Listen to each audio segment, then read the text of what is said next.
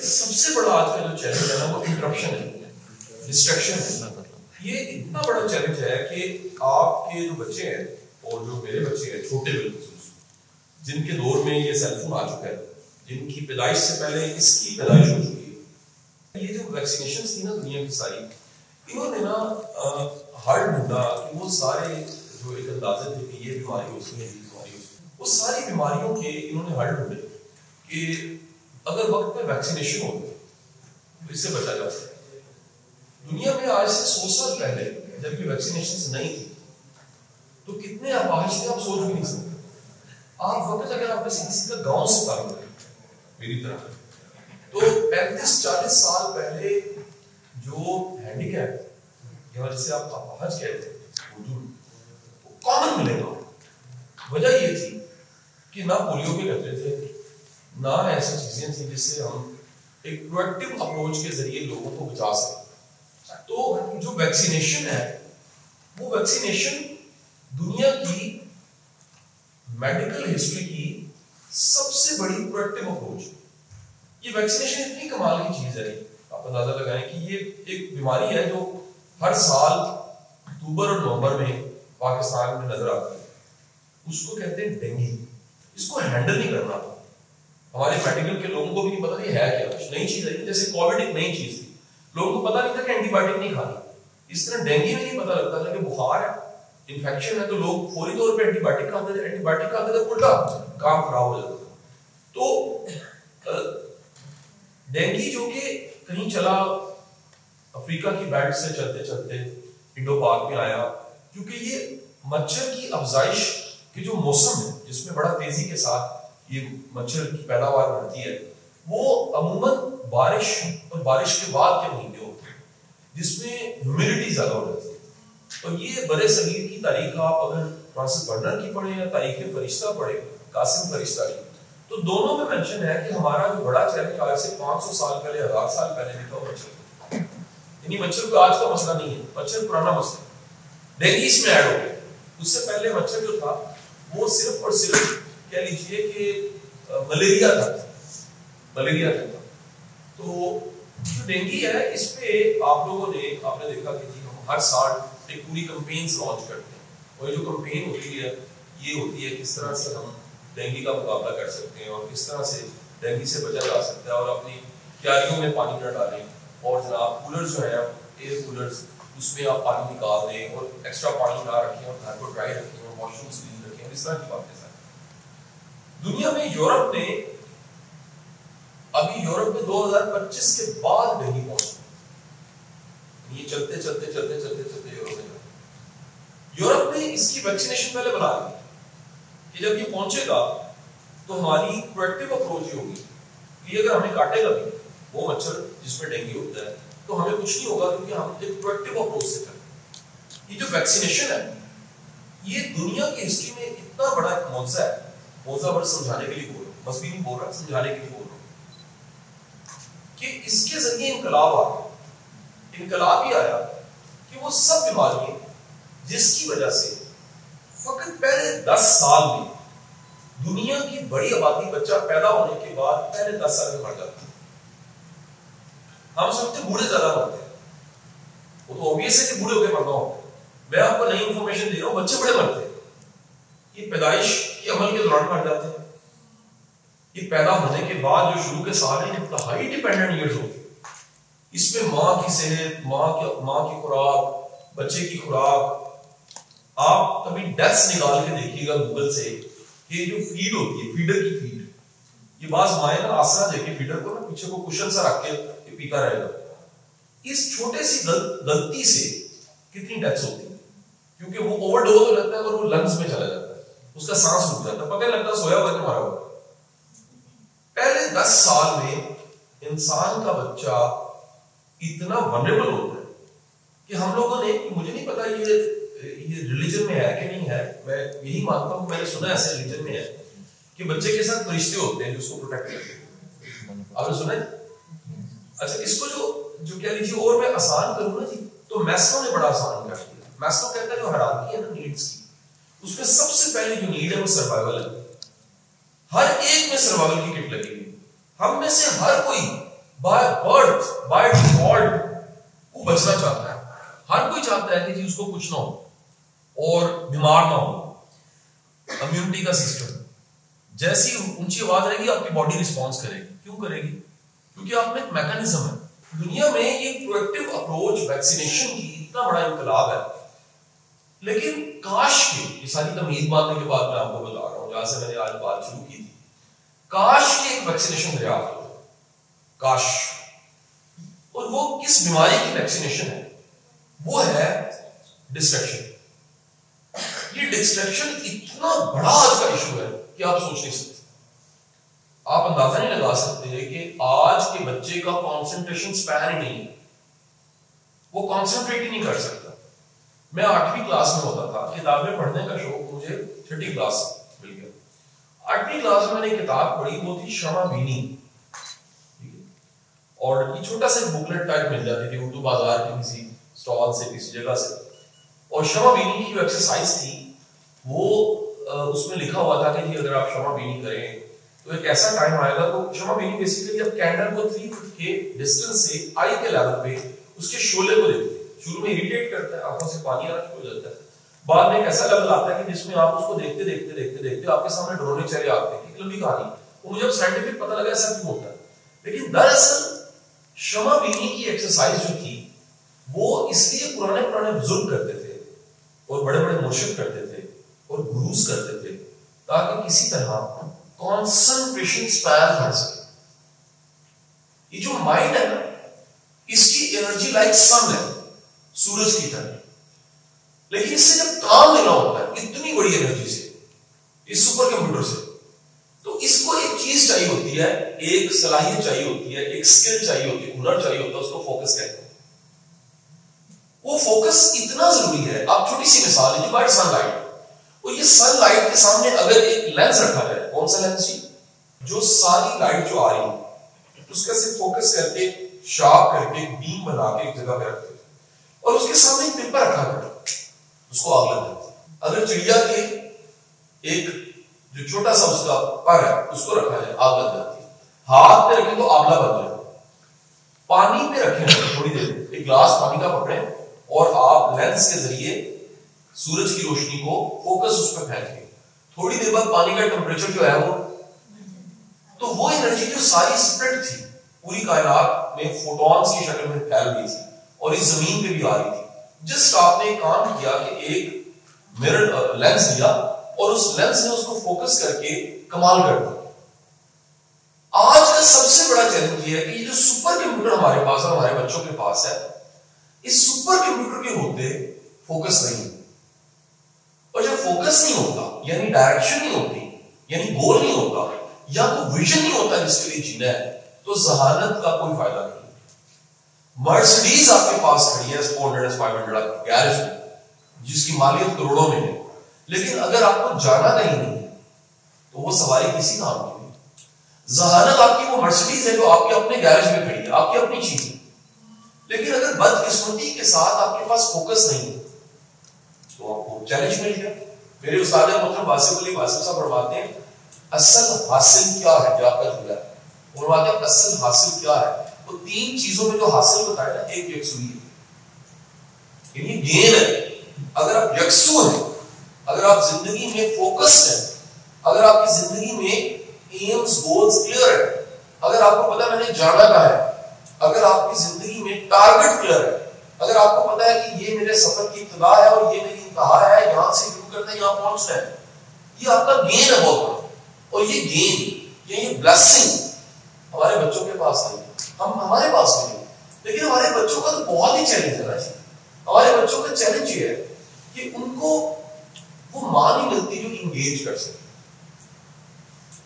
लिहाजा मां वो मिली जो उनको इंगेज करने के लिए, उसके पास ना इला काका है, ना अल्लाह तुम है, ना उसके पास कोई लोरी है, ना उसके पास कोई कहानियां सुनाने के लिए, ना उसको उनके लेवल पे जाके एंटरटेन करना आता है, ना उसकी इस तरह की कोई ग्रूमिंग हुई है, ना उसके पास इतना टाइम है, क्योंकि हमके ड्रामे भी हैं, ऊपर से जन्नत कमाना औखा, इतने चैलेंज है आज के कि वो क्या करे। उसने स्कूल भी जाना है, उसने पढ़ाना भी है, उसे जॉब भी करनी है, उसके साथ उसने हांडी भी पकानी है, और फिर अपनी भी तो चैट पड़ी हुई है ना, अपने भी तो रिप्लाई पड़े हुए ना, हम भी तो टिकटॉक को फॉलो करते हैं, हमारा भी तो यूट्यूब है, हमारा पूरा हक है इंस्टा, हमारा अपना इंस्टा है।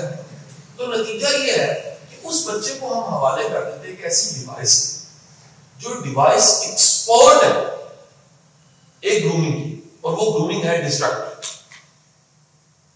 यानी मुफ्तो मुफ्त जहर दे रहे हैं। आप इस जमाने में आ गए इसमें कचरा इतना माफी के साथ, इंफॉर्मेशन की बरवाह इतनी है और डिस्ट्रैक्टर्स इतनी डिस्ट्रैक्शन है। मुझे लोग कहते हैं साहब आपने वो लिया ऐप की भी, आपने वो लिया ऐप की भी, और मैं कहता हूं ये ऐप्स का मतलब जानते हो, ये फैसिलिटी तो है, ये डिस्ट्रैक्शंस है, और इन डिस्ट्रैक्शंस ने आपसे एक चीज छीन ली। वो क्या छीना? आपका सुकून, आपका अमन और आपकी प्रोग्रेस, सबसे बढ़ के फोकस छीन। चैलेंज किसका है? सबसे ज्यादा बच्चों का। बच्चों का क्यों है? चल बेटे वेला बैठा वीडियो लगाओ। अब कोको मेलन आप जाके उसका जरा व्यू देखिए, ओहो बिलियंस, मिलियन नहीं बिलियंस। क्यों? वो ये सारी दुनिया की वो माएं हैं जो अपने हाथों से अपने बच्चों को जहर दे रही है, और वो जहर क्या है कि मेरे बेटे पता नहीं तू नौनिहाल होगा कि नहीं, नहाल होगा कि नहीं, कामयाब होगा कि नहीं हो, लेकिन तेरी मत इंशाल्लाह बदलेगी। तो मत मारने का आसान तरीका ये, क्योंकि मेरे पास बेटा टाइम नहीं है, पापा आपके वैसे बड़े बिजी होते हैं, ठीक है जी। तो सबसे आसान तरीका ये है कि वो काम जो बेटा मैंने करना था वो कोको मेलन करे, या फिर वीडियो गेम्स करे। अब होता क्या है, जरा इंसानी साइकोलॉजी को समझना, मैंने फिर आपको रिलेट करना कि टीचर क्या कर सकता है। होता ये है कि जो कुछ आप डिजिटली देख रहे होते हैं ना, डिजिटल बिल्कुल इसी तरह ही है जिस तरह दुनिया में फास्ट फूड है, डिजिटल इस तरह ही है जिस तरह एंटीबायोटिक आई है, डिजिटल इस तरह ही है जिस तरह खुशहाल लाहौर में बाजार है, वहां कहते हैं चाइना का माल, चाइना का माल की उसकी लाइफ ज्यादा नहीं होती, वो ऐसे टॉयज ऐसी चीजें होती हैं जिसकी लाइफ थोड़ी होती है, ठीक है। तो हुआ क्या कि डिजिटल जितना कंटेंट सारा मौजूद, जितना मौजूद उसके पीछे एक इंजीनियरिंग लगी हुई है। वो इंजीनियरिंग क्या है? उस इंजीनियरिंग को कहते हैं अटेंशन इंजीनियरिंग। क्या कहते हैं? दुनिया में आज जिस चीज से पैसे कमाए जा सकते हैं वो है अटेंशन, ग्रैब करना। जितना वो ग्रैब करेगा उतनी रेटिंग हाई। नहीं समझ रही? देखिए ना जी, एक नक का कोका आ जाएगा तो टी सीरीज के रिकॉर्ड टूट जाते, ठीक है कि नहीं? अब हमें उसका तर्जुमा करने की जरूरत नहीं, उसमें क्या काम है, लेकिन ना चाहते को मजा सा आ रहा है। आप नक के कोके से आपका डोपामिन हाई जरूर होता है कि नहीं? आप यूं और यूं करें या ना करें, लेकिन आपका वो डोपामिन की वजह से होता है ना। तो डोपामिन असल में स्ट्रेस रिलीज करने का सोर्स है, लेकिन कितना बड़ा नशा है डोपामिन आपको पता है। यानी आप नाक के कोके के बाद पार्ट 2 देखेंगे, and now you are waiting for part 3। वापस आता हूं, इस अटेंशन इंजीनियरिंग का कमाल ये है कि ये फौरी तौर पे किसी भी ज़हन को थोड़ी देर के लिए पकड़ती है, ऐसे करके पकड़ा और ऐसे करके छोड़ देती है। यकीन कीजिए अगर आप इस फिनोमेना से कभी जिंदगी में गुजरे कि फ्लर्ट क्या होता है, ये फ्लर्ट रोज डिजिटल मीडिया हमारे साथ करता है। और कैसे करता है? कैसे करता है कि हमें ऐसे पकड़ते हैं और हमारे बच्चों को ऐसे पकड़ते हैं, ऐसे इंगेज करते हैं, ऐसे छोड़, फिर हम कुछ नया ढूंढते हैं, नेक्स्ट नेक्स्ट नेक्स्ट। अच्छा, दुनिया में जो फ्लर्ट होता है ना, उस एक फ्लर्ट या 2 फ्लर्ट्स के बाद हम सियाने हो जाते हैं। लेकिन ये जो डिजिटल है, ये इतना बड़ा धोखा है क्योंकि इसमें माइक्रो साइंसेस यूज हुई है, एनएलपी यूज हुई है, न्यूरो लिंग्विस्टिक प्रोग्रामिंग यूज हुई है। ये इतना बड़ा धोखा है कि जैसे ही आपका बच्चा इसका आदी होता है, वो फ्लर्ट उस पेन को भी एंजॉय करना शुरू कर देता है। याद रखिए, उसकी पेन कभी खत्म नहीं होती जिसको पेन से लव हो जाए, उसकी पेन कभी खत्म नहीं हो सकती। सो इस नशा, डिजिटल नशा जो हमारे बच्चों को मिल गया, इसमें सबसे बड़ा कसूर 2 लोगों का। मैं बुरे इल्जाम कर रहा हूं, कटहरे में खड़ा कर रहा हूं, एक मां और दूसरा टीचर। क्यों? उन दोनों के पास जो स्किल होनी चाहिए थी वो क्या थी? इंगेज करने की, अटेंशन लेने की, कनेक्शन की, उनके फोकस को अपने कंटेंट और अपने काम की तरफ लाने की उनके पास वो स्किल नहीं। लिहाजा हुआ क्या, हमारा पूरा तालीम का निजाम एक फॉर्मेलिटी बन गया, रस्म और रवाज। पहले 6 साल बच्चे को शदीद जरूरत है मां की। हमने कहा जी वांट टू सर्व, हमने कहा जी स्कूल भेजो। हाय आपका बच्चा स्कूल नहीं जाता, ये डायलॉग्स है। हम लोग खुद से नहीं सोचते, हम सबके सब ट्रेंड्स को फॉलो कर रहे हैं। और वो ट्रेंड्स क्या है? जिठानी कहती है साडा बच्चा दाखिल हो गया, तुझे नहीं कराया। फिर हम क्या कहते हैं? नंबर आने चाहिए। आपके बच्चे की कौन सी पोजीशन आई है? जी सेकंड। ओह हमारे में फर्स्ट आई। ये कहां जाते हैं, किस जगह ट्यूशन पढ़ते हैं? मैं स्कूल के फंक्शन में चला गया और साथ में ऑडिटोरियम में 450 बच्चे और तकरीबन कोई 35 पेरेंट्स भी थे। तो मैंने कहा देखो, ये इसलिए मैं सर्टिफिकेट से नाम नहीं, डर लगता है उस वाकये के बाद। तो मैंने कहा कि प्ले ग्रुप से शुरू करें तो 12-13 क्लासेस बनेंगी। एक बच्चा, दूसरा बच्चा, तीसरा, चौथा, 300, 400, 450 बच्चों को मैंने इनाम दिया, 450 बच्चों। तो मैंने प्रिंसिपल से पूछा ये क्या है? कहते सर नहीं देंगे तो पेरेंट्स माइंड करेंगे। सबकी पोजीशन आई, सब हैप्पी, सबके यहाँ स्टार बन गया। Very good. किसी को किसी चीज का इनाम, किसी को किसी चीज का इनाम, किसी की आंखें अच्छी हैं, किसी का नाक अच्छा है, किसी के नंबर अच्छे हैं, किसी के जूते अच्छे हैं, किसी कोई शक्ल इनाम की बना के। मैं अपने सेशन के खिलाफ नहीं हूं, मैं बताना चाह रहा हूं ये जो ट्रेंड्स बने हैं ये गलत है। और इन ट्रेंड्स में सबसे खतरनाक ट्रेंड जो है वो है अपने बच्चों को सेलफोन के हवाले करना। यकीन कीजिए, अगर मैं समझाने के लिए कह रहा हूं, मैं डिल्यूट करूंगा ताकि आप हजम कर सकें, तो आपका दिल खराब हो जाएगा मेरी बात सुन के। ये बिल्कुल ऐसे ही है कि आपने अपने बच्चे के माइंड को, फिजिकली माइंड को, फिजिकल तो ब्रेन होता है, उसको अपने ट्रेन के सामने रखा है जिसकी स्पीड 150 किलोमीटर का हो। जो एक चीज, अगर फर्ज कीजिए फ्लफी चीज, एक बड़ी खूबसूरत सी चीज ट्रेन के सामने अगर खड़ी है, उसकी स्पीड 150 किलोमीटर पर हो रहा है, जो धज्जियां उसकी उड़ेंगी। यही हमारे बच्चे का हालात है, उसके माइंड का, उसके पास फोकस ही नहीं। डिजिटल इंजीनियरिंग में, डिजिटल अटेंशन इंजीनियरिंग में साइंस ये है, साइंस तरह समझिएगा क्या, साइंस ये है कि आपने थोड़ी देर के लिए ऐसा एंगेज करना है कि वो एंगेज रहे, मैक्सिमम एंगेज रहे, फिर कुछ ऐसा करेंगे एंगेज रहे, फिर कुछ ऐसा करेंगे एंगेज रहे। लिहाजा वो जितना डिजिटल कंटेंट है उसको डिजाइन ऐसा किया जाता है कि आखिर तक देखा जाए, आखिर तक देखा जाए। अब हो क्या रहा है, उसके नतीजे में हो रहा है कि डिजिटल कंटेंट देखने वाला बच्चा एडिक्शन हो जाता है। कॉमन, मुझे कॉमन मेरे पास ये प्रॉब्लम माए लेकर आती है, ये हमारा बच्चा है, ये हम है, ये हमारा बच्चा है, ये हम है, और ये क्या हो रहा है, ये पार्टी हो रही। और जो पार्टी हो रही है वो क्या है, जरा सुनिए कि बच्चे से जैसे सेलफोन छीनते हैं वो लेटने लगता है, पड़ा डाल देता है, एबनॉर्मल एक्ट करता है, चीखे मारता है।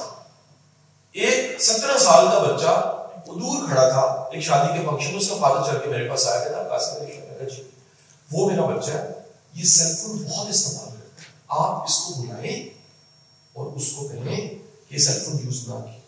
मैंने कहा सर मुझे हुजूर इजाजत दीजिए, मैं आपकी बेइज्जती करना चाहता हूं। इजाजत है? मैंने कहा किस पोते ने इसको कहा था कि सेलफोन लेकर दें?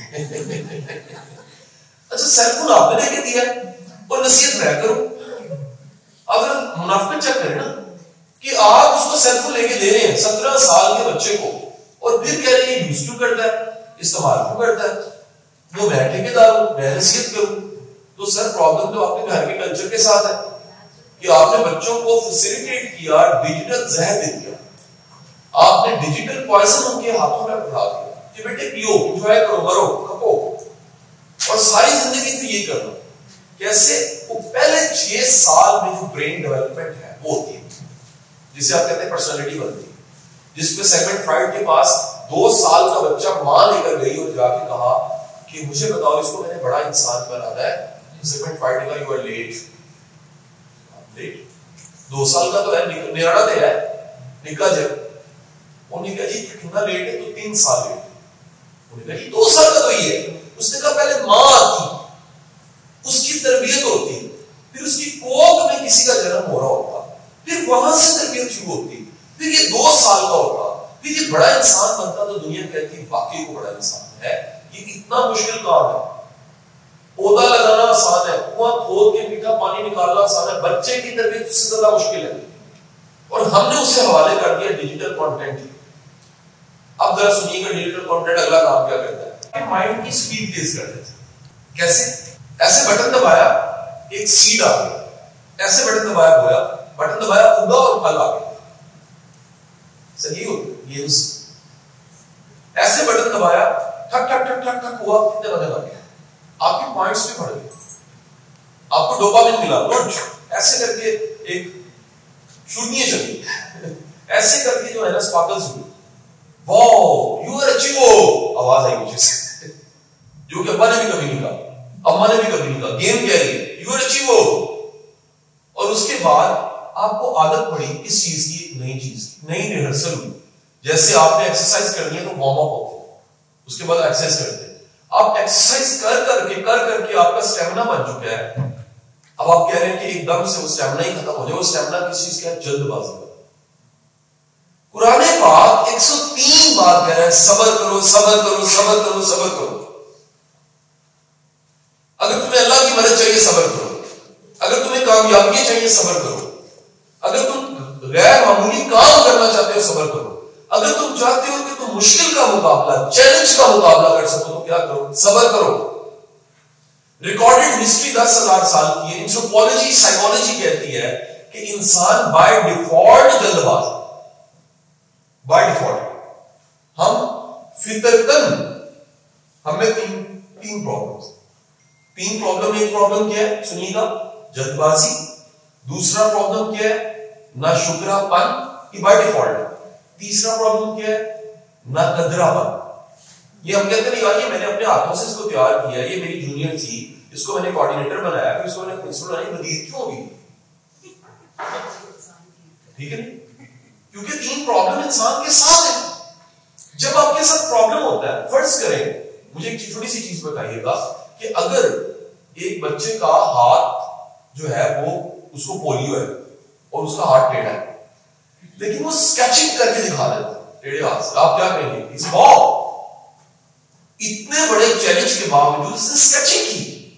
अल्लाह को पता है मेरा बंदा तीन चैलेंज का शिकार है, एक जल्दबाजी, दूसरा नाशुक्रापन, तीसरा कदरदानी ना होना। जब आप ये तीनों चैलेंज क्लियर करते हैं, तीन इम्तिहान पास करते हैं, वो कहते हैं जन्नत पक्की होगी।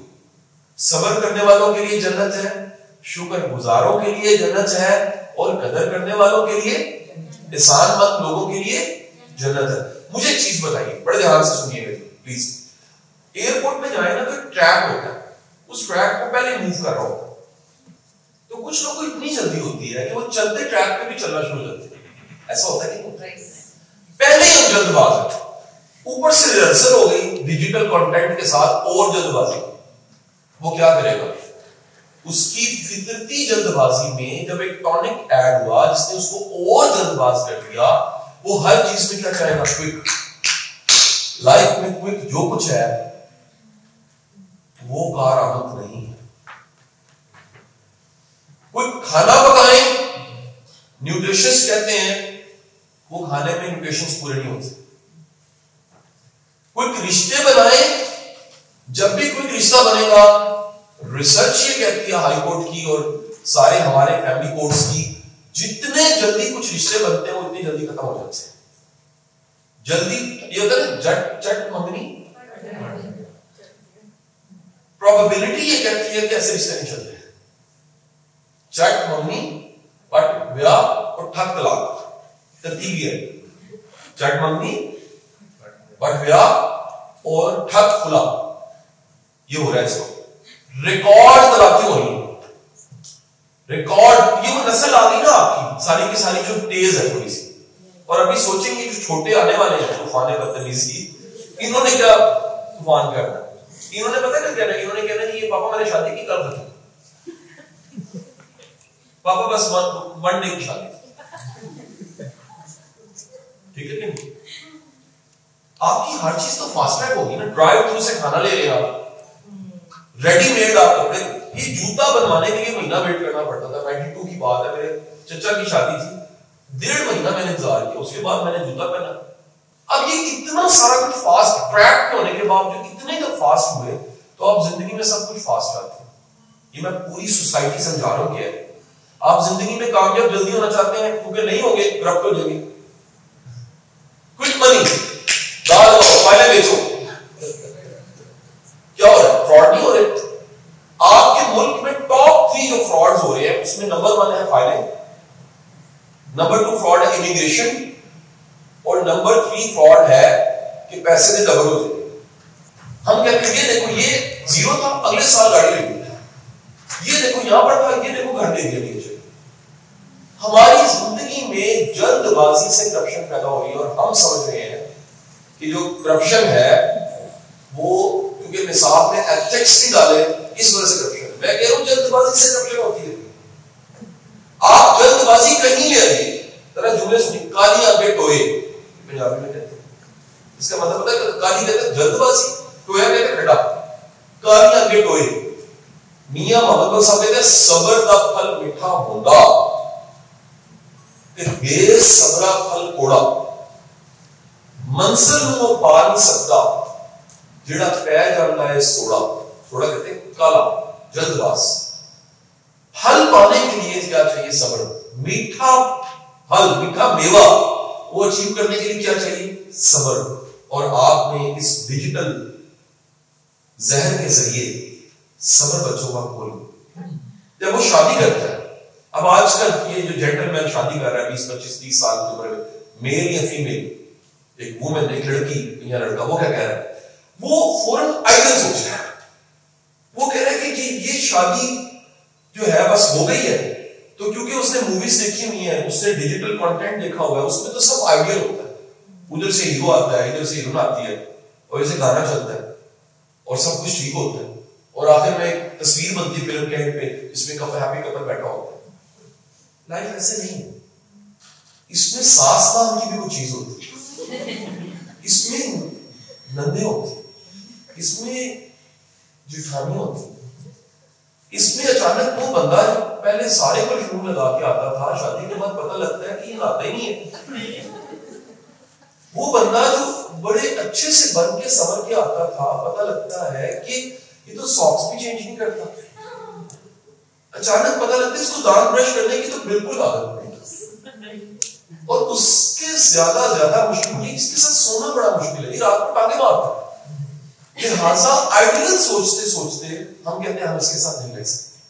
हालांकि ये लाइफ थी, ये हमारी माओ ने भी गुजारी, उनका प्रॉब्लम नहीं था, वो जीती थी, उनके पास सब्र था, उनके पास बर्दाश्त था, उनकी अजमत माँ होने की वजह से है। लेकिन साथ ही साथ बताऊं, उनकी अजमत इस वजह से भी, इस इंडो पाक के मुश्किल कल्चर में माँ थी, इस इंडो पाक के कल्चर में वो बहू थी, इस इंडो पाक के कल्चर में बीवी थी, इस इंडो पाक के कल्चर में उन्होंने अपने बाप दादा से सुना कि हूं तेरी डोली गई के दाश आनी चाहिए, हूं जनाजा आएगा। ये जुल्म हुआ हमारे साथ। यानी कमिटमेंट के लेवल्स क्या थे? हमने कहा क्विक 20 करोड़ रुपए शादियों पे लग रहा है, जाके देखिए आप, 6 महीनों में तलाक हो जाती है। क्यों होती है? मैं आपको बता रहा हूं, मेरे पास 2500 का डाटा, मेरा हमारी फाउंडेशन में अपनी कोर्ट है, जिसको जैसे सलमान लाल साहब देखते हैं, 2500 का हमारे पास केसेस हैं, कोर्ट के पैरेलल। पहली वजह रिश्ते ना चलने की जल्दबाजी। यार मौका तो देना किसी को। खुदा के लिए मेरी बहनों और खुदा के लिए टीचर्स, अपने बच्चों में सब्र करें। मैं आपको 5 एक्टिविटीज बताता हूं, ये करनी शुरू करें, बच्चों में सब्र खुद ही पैदा हो जाए। चीज है कि मैं इसको छुड़वाने का नुस्खा नहीं पाता, इसके लिए मुझे घर जाके किसी को कहना पड़ेगा, खुदा के लिए। ये मैंने तजुर्बा किया, पर्सनली आपको बता रहा हूं कि हमने सबसे जो छोटा पीस है उसको सेल फोन एक दफा मिली, तो वो अटेंशन स्पैन जो है उसको बढ़ाने के हमने ना छोटी पे एक्सरसाइजेस की। मैं आपको बता नहीं सकता, माशाल्लाह माशाल्लाह उसको जिंदगी दी मेरी बेटी। आप यकीन करें, हम खुद हैरान हो गए हैं कि सिर्फ सेल फोन छुड़वाने से कितना फायदा होता है। उसके पास करने को इतनी एक्टिविटीज हैं, लेकिन माँ को भी टाइम देना पड़ता है। अगर माँ के नहीं मेरे पास टाइम नहीं है, सेलफोन देख लो। ऑटिज्म बढ़ रहा है, बीमारियां बढ़ रही हैं इसकी वजह से, क्योंकि बच्चा तखय्युल की दुनिया में चला जाता है। पहला काम क्या करें जी, आप बच्चों को सवाल दिया करें और कहा करें कल ढूंढ के लाना इसका जवाब। उनको तजस्सुस की आदत पड़े, उनको कहना कहीं से ढूंढो, दादी से पूछो, नानी से, गूगल से पूछो, अब्बा से पूछो, चाचा से पूछो, लाइब्रेरी से जाके पता करो, ढूंढो। लेकिन इसके लिए आपको भी तो सवाल पता होने चाहिए, आप भी तो सीखेंगे। ये एक ऐसा अमल है जिसमें मजा दो बार है। वर्ड वैसे बड़ा कहना, दो बाला होता है, दो तरफा, डबल। एक लर्निंग का मजा आप ले रहे हैं, एक लर्निंग का मजा। ये मजे के वर्ड को भी माफी के साथ हमने पोल्यूटेड कर दिया, बहुत पोल्यूटेड किया। ये मजा तो एक पॉजिटिव वर्ड है, हमने इसको सिर्फ नेगेटिव के साथ जोड़ दिया। लर्निंग कितना मजेदार काम है यार, पढ़ाना मेरे लिए मैं आपको बता नहीं सकता। मुझे 104 बुखार होता है, मुझे पढ़ाने से इतना मजा मिलता है कि मेरा बुखार कम हो जाता है। मैं अल्लाह से दुआ करता हूँ कि मेरा आखिरी सांस भी पढ़ाते पढ़ाते मैं इतना एंजॉय करता हूँ। मेरी ईमान की हालत पढ़ाते इतने हाई हो जाती है, मेरा तवक्कुल का लेवल बड़ा हाई हो जाता है, मेरा शुक्र का लेवल बड़ा हाई हो जाता है, मेरा पूरा वजूद शुक्र अदा करता है। या बारी ताला तेरा शुक्रिया, तूने मुझे मौलम बनाया। मैं बात करता हूँ, लोग सुनते हैं। तो पहला काम बच्चों को सवाल दीजिए, दूसरा काम उनको सब्र करके दिखाइए। अगर बच्चा आज से 20 साल के बाद जब खुद बड़ा हो चुका होगा और अपनी अज़दवाजी जिंदगी में होगा, उससे अगर कोई एक्टिविटी दे कि भाई आप अपनी जिंदगी के 5 साबिर लोगों के नाम लिखो, तो वो आपका नाम लिखे। कोई मिसाल तो हो उसके पास, बर्दाश्त की, सब्र की। नंबर 3, आप अपने बच्चों को 3-4 एक्टिविटीज में इंकरेज करें। कुछ तो करवाई जा सकती है क्लासरूम में, आप अल्लाह करे स्कूल कॉलेज में करवाएं, और कुछ ऐसी जो करवाई नहीं जा सकती वो रिकमेंड की जा सकती। उसमें से एक है खताती, प्रॉपर खताती। नंबर 2 है painting, and specially water colour, not paint. Number 3 है, ये उसी में लिखवाई जा रही है, एक्टिविटीज लिखवा रहा हूं, अभी तीसरे पे है पॉइंट पे, ठीक है। नंबर 3 है स्कूल में मिट्टी के बर्तन बनाने का एक वर्कशॉप लगा दें, मड वर्क करना। आपको अंदाजा नहीं है कि जब मड वर्क कर रहा होता है तो वो बर्तन नहीं, वो खुद को बना रहा होता है, इतना आर्टिस्ट का। नंबर नेक्स्ट, आप रोज बच्चों को, ये पॉइंट है, मेन पॉइंट पे चला, चौथा पॉइंट तरतीब से वो खत्म हो गई पिछली बार। आप रोज बच्चों को माइंडफुल रहने की एक्सरसाइज करें। मैंने पैसे देके $670 खर्च के बाहर जाके इस पे वर्कशॉप की, एक दिन की। कितने पैसे? 2 लाख रुपया खर्च के उन्होंने सिखाया खुदा के लिए जिंदगी को स्लो करें। फास्ट तो हो गई है, इसे स्लो करें। आप क्या करें, माइंडफुलनेस की आसान एक्सरसाइज बता दो जल्दी से। बच्चों को कहिए कि हम सांस लेंगे गहरे भर के, होल्ड, रिलीज। इनहेल करते 5 4 3 2 1, होल्ड 5 4 3 2 1, रिलीज 5 4। करें ना मेरे साथ, फकत 10 बार जब आप करेंगे ना, आपका माइंड स्लो हो जाएगा। बच्चों को माइंडफुल करें खुदा के लिए, उनका ज़हनी तौर पे सेहतमंद रहना बहुत जरूरी है। लोग तबाह हो रहे हैं जल्दबाजी की वजह से, लोग जल्दी से करते करते करते फना हो जाते हैं। और पांचवी एक्टिविटी अगर कर सके, स्कूल में रोज या हफ्ते में 4 दिन कम से कम आप सूरह रहमान कारी बासित की आवाज 20 मिनट्स डाउनलोड हुई, जिसमें ऐड ना आए, बच्चों को सुनो और वो आंखें बंद करके सुनो। मैं कहता हूं आप न्यूटन्स पैदा करेंगे, आप बड़े बड़े इंसान पैदा कर देंगे।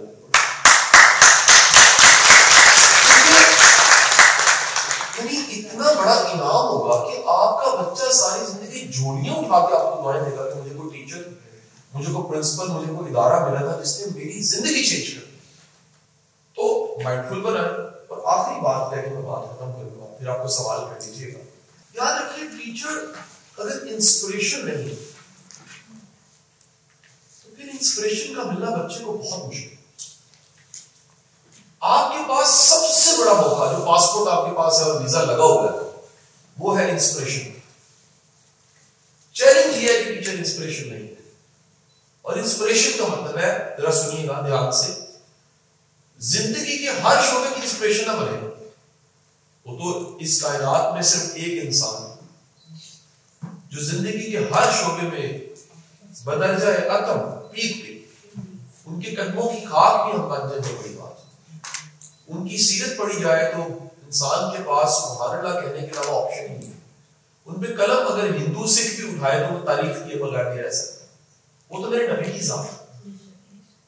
आपने फकत क्या करना है, उनकी किसी खूबी को पकड़ना है और अपनाना कि सरकार दो आलम सल्लल्लाहु अलैहि वसल्लम के चेहरे पे मुस्कुराहट है, हजूर की जाते गिरामी में बर्दाश्त थी। सरकार दो आलम सल्लल्लाहु अलैहि वसल्लम का पढ़ाने का, सिखाने का तरीका ये था कि आप पहले सवाल उठाते थे, क्या तुम्हें पता है अच्छा मुसलमान कौन है? क्या तुम्हें खबर है कि अल्लाह जन्नत में किनको लेकर जाएगा? इसको मॉडर्न आज लैंग्वेज कहती है कम्युनिकेशन में Socrates method. And this is the, दुनिया में 11 मॉडल्स हैं पढ़ाने के। उनमें सबसे बेस्ट मॉडल जो है वो सोक्रेटिस मेथड है, जिसमें पहले सवाल उठाया जाता है और उसके बाद क्या किया जाता है, ब्रेनस्टॉर्मिंग की जाती है। फिर उसके बाद क्या किया जाता है, बेस्ट पॉसिबल जवाब उसको इंकरेज किया जाता है। तो आप कोई एक तरीका कार सुन्नत के मुताबिक अपना लीजिए। चलिए आप वो हयादारी पैदा कर लीजिए जो हजूर की जात गिरामी पे। टीचर में तो हया होनी चाहिए। या चले आपका इखलाक ही बहुत अच्छा हो। आज से आखिरी जुमला, आज से 20 साल बाद आपके बच्चे को ना अव्वल अदब याद होगा, ना ओल्ड मैन सी याद होगा, ना मिस्टर चिप्स याद होगा, उसको आपका रवैया याद होगा। और अगर आपके पास आज अच्छा रवैया नहीं है तो सबक तो भूल ही जा रहे हैं। दुख के साथ कह रहा हूं, उसको आप भी याद नहीं होगा। आप दोबारा वो रवैया सीख लीजिए जो बच्चा 20 साल बाद याद करे और कहे ये रवैया तो मुझ में अच्छा है, इसकी वजह मेरी टीचर है जिनका रवैया अच्छा। अल्लाह आपका हाथ में नासिर। बहुत बहुत शुक्रिया।